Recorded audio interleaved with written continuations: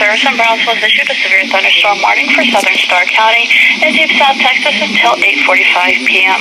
At 7:53 p.m., National Weather Service meteorologists detected a severe thunderstorm capable of producing quarter-size hail and damaging 60-mile-per-hour winds over southern Starr County, moving northeast at 10 miles per hour.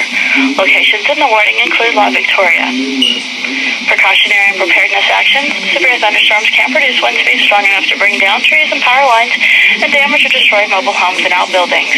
Persons outdoors or in vehicles should seek safety inside a sturdy building until the storm passes. If you can hear thunder, you're close enough to be struck by lightning. Please report tornadoes or funnel clouds, winds of 58 miles per hour or higher, hail the size of pennies or larger, and any wind damage to your National Weather Service in Brownsville by calling 956-504-1432.